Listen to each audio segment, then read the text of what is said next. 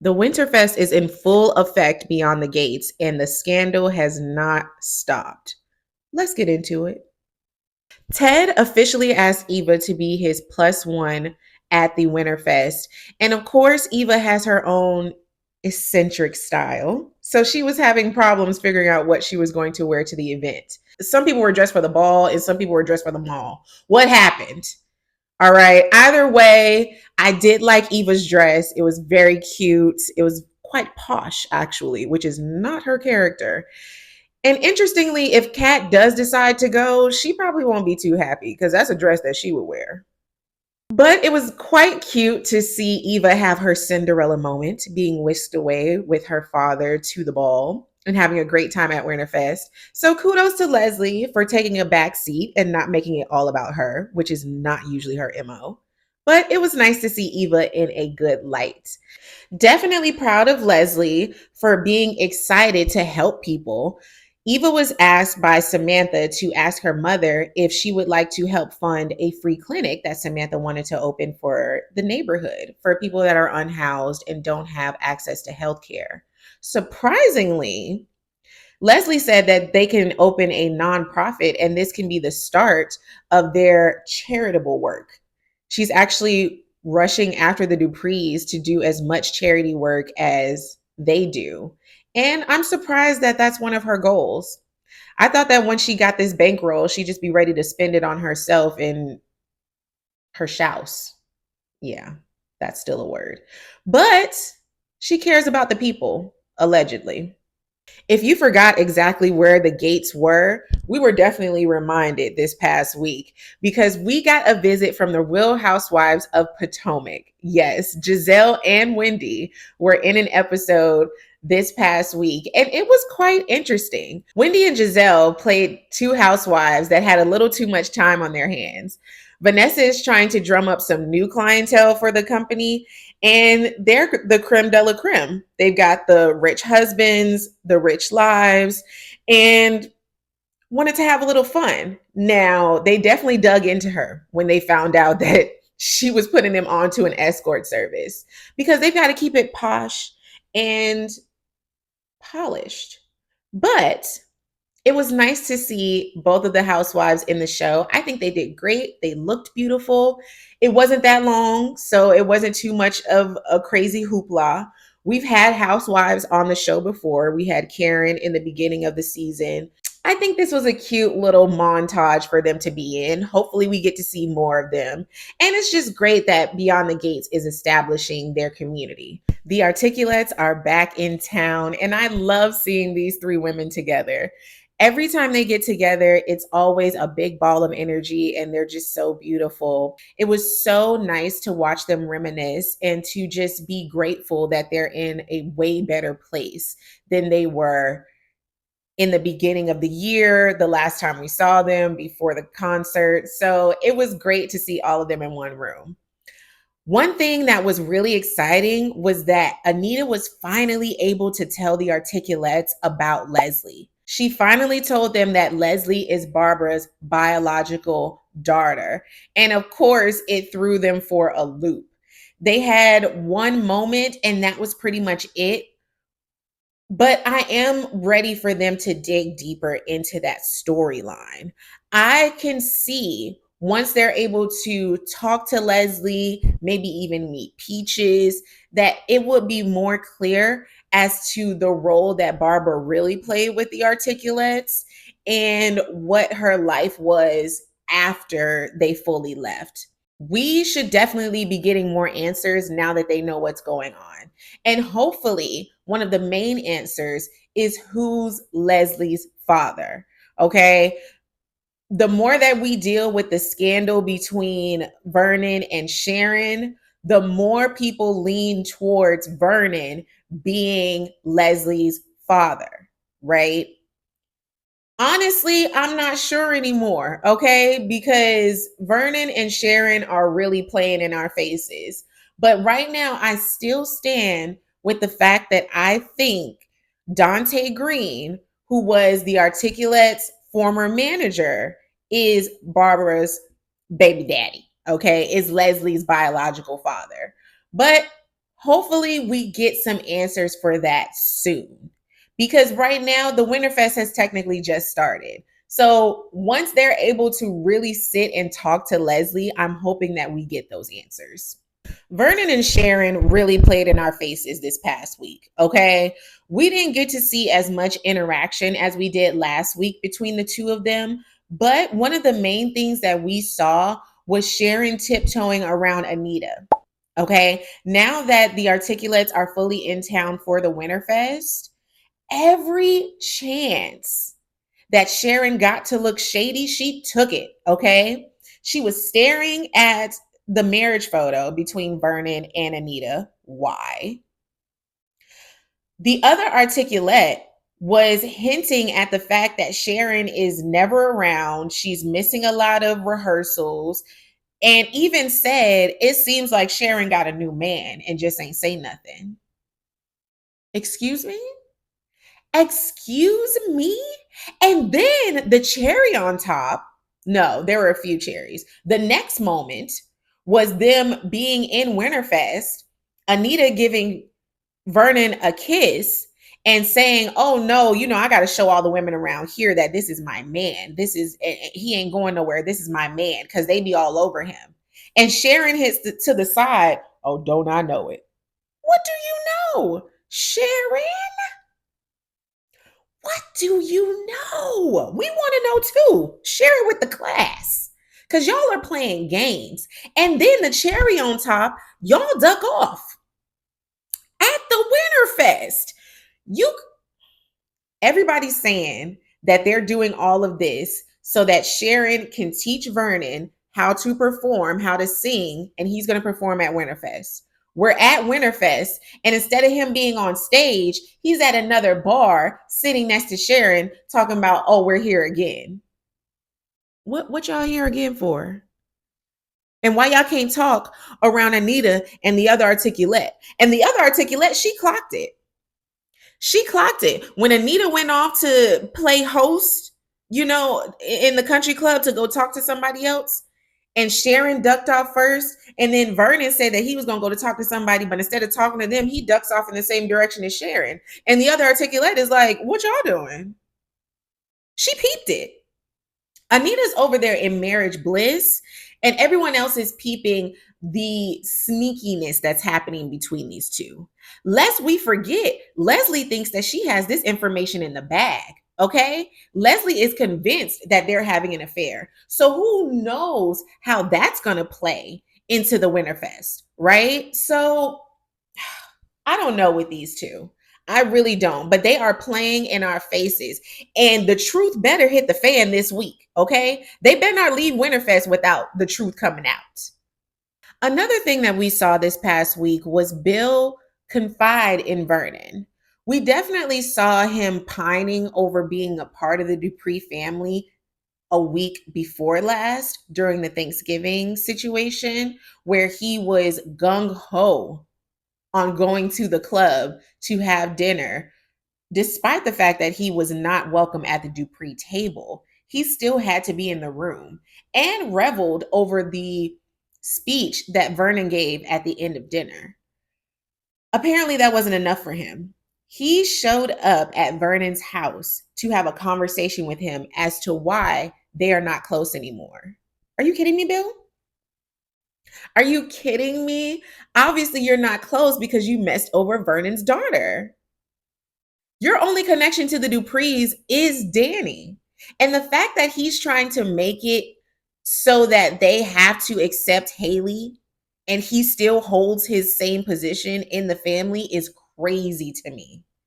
It's crazy to me. But it's also giving foreshadowing that a reconnection between him and Danny is brewing on the horizon, right? He obviously wants back in. He feels neglected. He feels that Vernon was the father figure that he needed and was the father that he needed in real time when he was married to Danny. And now he feels that that has been taken away from him now that he's no longer with Danny. A duh. A duh, Bill. That's definitely how it works. I loved the spicy comeback that Vernon had for Bill when Bill was like, oh, well, I love Haley and I have to make sure that I protect her. I'm all that she has. And Vernon was like, I wish you had that same energy for my daughter. Exactly, Bill. Exactly, Bill. We all wish that you had that energy for your first wife. Then maybe you wouldn't have to defend your second. The Lovebirds had a lot more camera time this past week, and I'm not mad at it. I'm not mad at it at all. I definitely like these two together. I think that they really do bring out another side of each other. Isaiah is starting to access this soft, caring side of Eva that we saw a little bit when she was falling in love with the fact of being part of Nicole's family, when she had that love, loyalty, and light for Nicole. We're starting to see that with Isaiah. And it's actually quite refreshing. I like seeing Eva in her soft girl era with Isaiah. He seems to have a good head on his shoulders. I love how proactive he is with making sure that they have time together and planning real dates. Like, it's just so cute to watch them interact. Even the fact that he decided to show up at Winterfest because he knew that she was going to be there. Jacob invited him to Winterfest like he invites him to every other Dupree event, which I love. I do love that Jacob really is trying to incorporate Isaiah into his new life and saying, like, hey, I know you're my brother. I know you got problems with our parents, but that doesn't mean that you don't have to come around. You know, that doesn't mean that you have to hide with everyone else beyond the gates. This is your place of living too, and you can thrive amongst everyone else. So I definitely love that he showed up at Winterfest and gave her another little smile on her face, right? Kat and Tomas are definitely on cloud nine since apparently their couple's getaway for the Thanksgiving weekend went well. They came back seemingly stronger than ever. And although she didn't come back with a ring, right? Because I speculated that she would have a ring coming back since now Tomas got that warning. Not even warning. I say he got a notice from Bill to tighten up his love life, right? Bill told him to make sure that his relationship was solidified so that he doesn't have to worry about any scandals or step outs when he becomes partner with the group, with the law firm, right? Although she didn't come back with a ring, she definitely came back way closer to him. And he ended this week by asking her to move in with him. Did anybody see that coming? Because I definitely didn't. Okay. Marriage for sure. Move in? Tomas, did you forget who you were talking to? Kat has definitely held her virginity for this long. Why would she give up marriage to just live with you? I mean, and not give it up, you know, that could be the next step for you. But for me, moving in together is so serious. And if y'all aren't even engaged when you move in together, it makes it seem like you're bypassing marriage altogether. So hopefully she turns him down.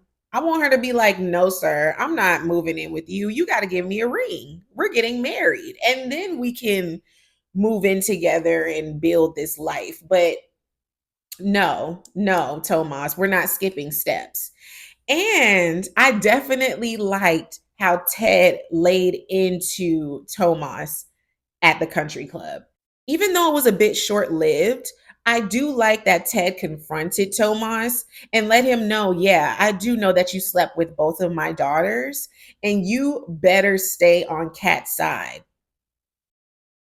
Okay? Leave my daughter alone and keep my daughter happy. We're not playing them type of games. And I just love seeing Ted in dad mode. That was a good snatch up, you know, for the future son-in-law. Sister, sister, sister, sister, I got my own mind. I see my own style in my own time.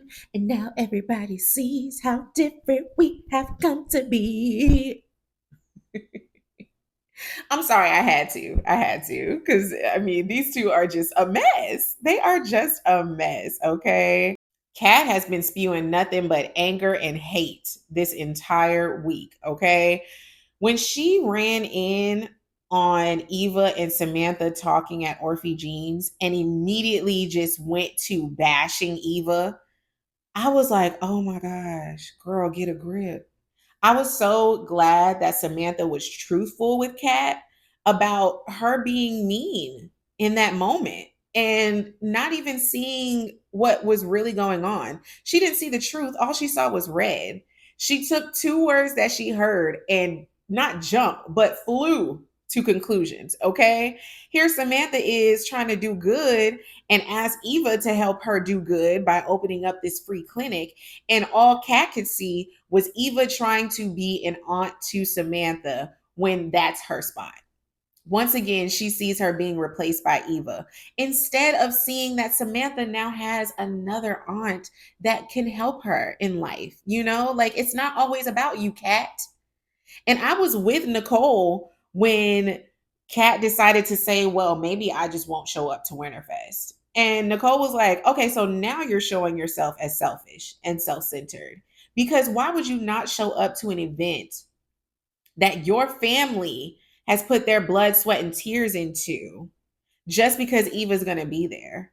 Like, you have a solidified place in the Dupree family as well. Even though Eva is here too, that does not negate your position. And it's just becoming, I'm so tired. I'm so tired. Like, Kat, you need to go pray somewhere, okay? Get all that negative energy off of you. Because, yes, boundaries are good when it comes to Eva. But at this point, you're just becoming the girl that cried Eva, and nobody's going to believe you if you keep acting that way. Let me tell you, Joey Armstrong got it from every which way this past week, okay? He got it from Vanessa. Vanessa is throwing this tantrum about them taking their relationship public, and I don't get it. I don't get it. Girl, nobody wants to see you with Joey. And yet you want him to take you to Winterfest? You want him to parade you around in front of all the creme de la creme of Fairmont Crest? Like, girl, no. Even he knows how crazy that sounds. And yet she's throwing a full tantrum. I mean, Vanessa is really off her rocker, but I'm glad that he stood his ground with her because him going to Winterfest would not have been a good look. It already isn't a good look that they're in this relationship, but she has got to tone it down with him for real. I mean, she is spiraling. He got it from Smitty. And Smitty don't usually want no smoke like that. But when Smitty saw that check that he sent to Martin's campaign, nah. Smitty was like, let me nip that in the bud right now. We're not doing that. And shout out to Martin for standing with his man, for coming back and being like, nope, we're not doing that. Okay. You don't have to fight my battles. But also thank you for having my back. Right. And I was so glad that Martin stood his ground with Joey. Now, is this going to backfire on Martin? Absolutely. Absolutely. Okay. Martin is already gearing up for a war. He's about to start campaigning again for his position in the Senate. Like, it's already about to get crazy for him for sure. But now that he's denied Joey's money, denied Joey the right to have Martin in his pocket, yeah, Joey's going to retaliate with that for sure. So he's getting it from Smitty and Martin. He got it from Vernon. Vernon showed up and was like, yo, you need to leave my family alone, period. And by that time, you could tell Joey was like, oh my gosh, all these rich people really trying to make it seem like I ain't nothing. That's not the case. Now, granted, we do know that Joey is a kingpin, okay? We do know that his money is not clean, which is why he's cleaning his money through Vanessa's business, okay? So, yes, this is not the person to be getting donations from when you have a political career.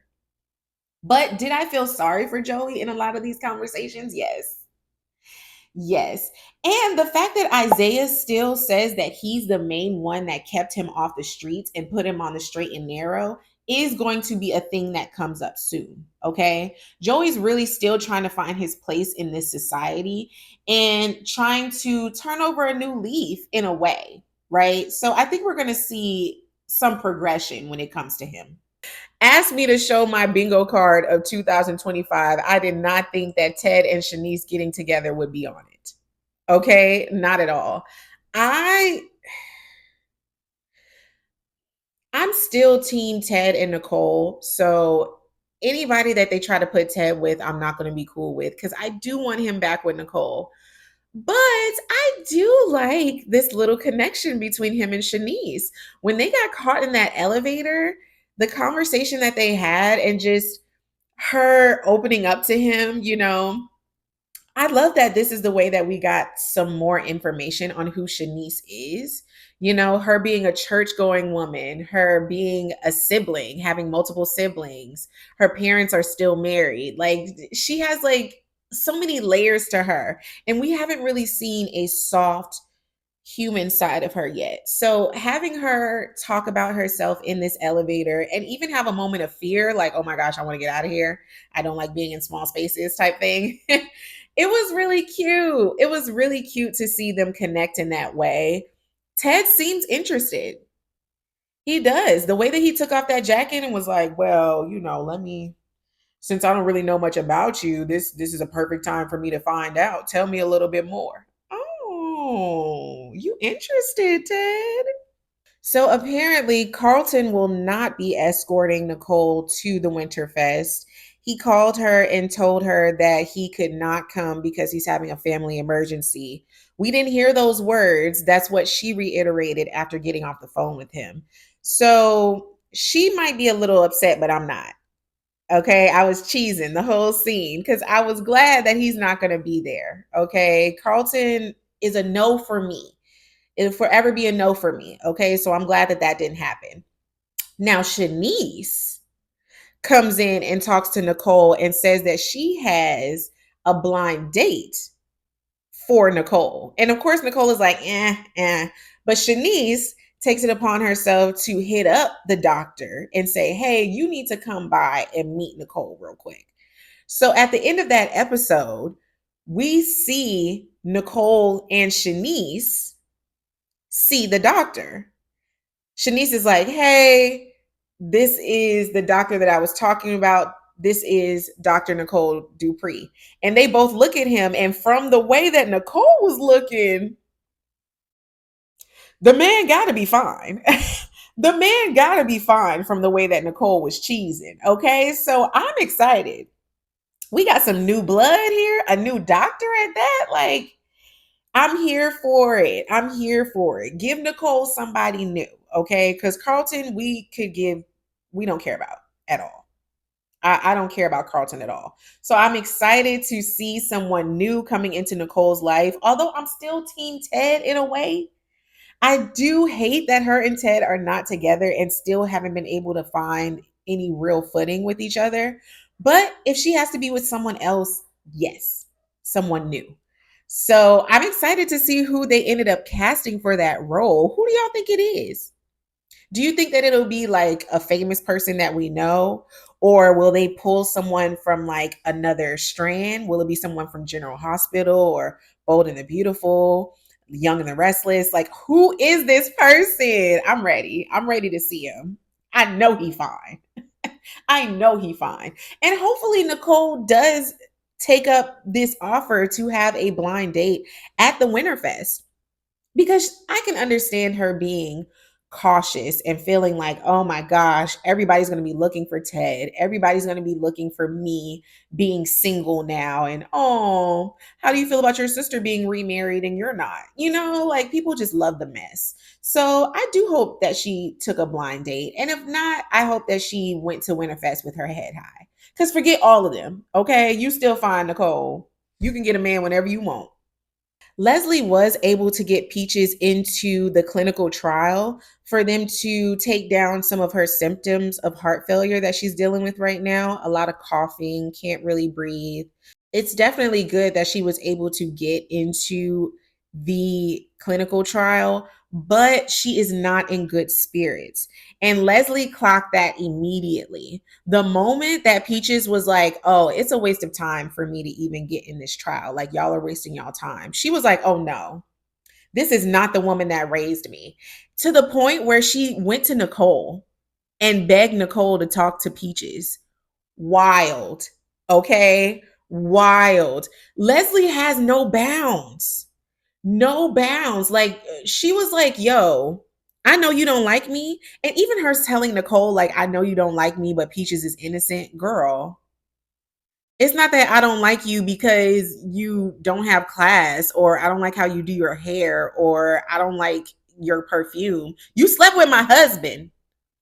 You had a child with my husband. You still is going after my husband, although he's my ex-husband now. You still, you, no. It's not that I don't like you. You came and blew my life up. Of course I don't like you. But I got to give it to Nicole. I got to give it to Nicole. She had a real conversation with Peaches and was obviously the deciding factor for Peaches saying, okay, I will do the clinical trial. Shout out to Nicole, okay?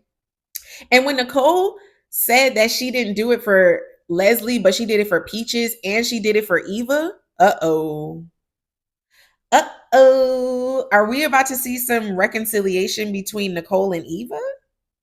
Now, if Nicole does that, Kat is going to be off her rocker, okay? Kat can't even cope with the fact that she shares a father with Eva, but finding out that she shares a mother as well, like Nicole is fully on Eva's side again, yeah, that might throw Kat over the edge. But I am glad that Nicole has found a place of forgiveness for Eva, because Eva really, she loves Nicole. You can tell that she admires her and still cares about her as a person. So I am glad that they're getting back to a neutral place, right? But Nicole is definitely a good one, a big one for talking to Peaches, okay? Because a lot of us would have been like, forget you and your mama. I'm just saying. I'm just saying. But Leslie, you did that, girl. Leslie gonna find a way to get her way. Okay. Ugh. No one wants to hear from their spouse that they side with your parents. Okay. And we all see how triggered Madison is when it comes to her mother. Obviously, this is a long battle that she's fought. And now Chelsea coming in and making light of the situation and saying, like, oh, well, that's your mom. Like, deal with it. Like, she's not that bad. Girl, no. Mm-mm. That's not the way to do it. That is not the way to do it. You're supposed to be a united front with your spouse, and Madison doesn't feel like Chelsea has got her back. And I'm with her on that. I'm with her on that. You can be respectful and loving to my parents without throwing me under the bus, right? Like, we all have to be honest with the fact that Madison's mother is a problem, especially with Madison being a doctor. Like, I couldn't imagine being undermined and ridiculed in the way that Madison is by her mother. That's got to be a lot in itself. And now I bring my girlfriend, who I'm in love with, and you side with her? No, Chelsea, you got to do better. You got to do better, because that's not the way to go. And I really hope that this is not the thing, the straw that breaks the camel's back between these two. But the tension is high. Okay, Madison is angry and Chelsea is not even trying. I was so glad when Chelsea talked to Anita and Anita was like, girl, you gonna have to support her. Like, you need to let her know that you care about her and you're on her side. That is vital. If she doesn't know it, you need to say it. Okay, these are one of those moments when communication is key. You got her feeling like you don't care about her safety, her boundaries, her feelings. You got to do better. The tea that's brewing between these two is wild. Okay, it is wild. Obviously, Leslie has no problem with dating married men. I I just think it's wild to me how she loves the position of mistress. Okay. The way that she told him the last time they talked, and he was telling her how his wife does not care for his boat, Sheila. And she was like, oh, well, she would hate seeing me sunbathing on Sheila's deck. Why do you like the mess? Why do you like the chaos? That's why I can't accept when she plays the, oh, Ted and I were so much more. Like, I cared about him. We were friends. He confided in me, girl. You was with the mess from jump, and it's obvious the way that you're doing Malone. I'm just like, the flirting is wild between them. Anita hired Malone to be private security for Winterfest to specifically keep an eye on Leslie. Does he mind? No. Because one, he's getting more money for his boat, and two, he gets to be around Leslie. He actually genuinely likes her. Weird, I know, but he genuinely likes her. And the way that the episode ended with them meeting at Winterfest, I think she likes him too. They've had their little flirty moments. And on one side, I'm happy that she would have her sights set on anybody outside of Ted, because my goodness, leave the man alone. But another married man, Leslie, come on, you're rich now. You can be with anybody. Like, goodness, you got to get with another married man. I just, ugh, she gets on my nerves, okay? And he better do his job and make sure that she don't cause no hoopla, as opposed to just swimming in her eyes, okay? This ain't no date, Malone. You being paid. Do your job and make sure that she don't mess up nothing, because I don't put it by Leslie, okay? The moment she gets a mic in her hand, all hell could break loose. Although this past week was eventful, we still have so much more to unpack. Hit me in the comments and let me know how you felt about this past week, everything that we've talked about. How do you feel this next week is going to go? We saw on the post credits where they show what might be happening next week. We saw Bill pass out, so we know that the poison is finally starting to get to him. We don't see how Winterfest ends, so who knows what Leslie is going to do there. There's so much to talk about. Jacob and Naomi are in therapy and apparently doing great, I guess. But who knows what we're going to see next week. So make sure you're watching, stay tuned. Make sure you like, comment, subscribe, and share with your friends so that you don't miss it, because we are definitely meeting here every week beyond the gates.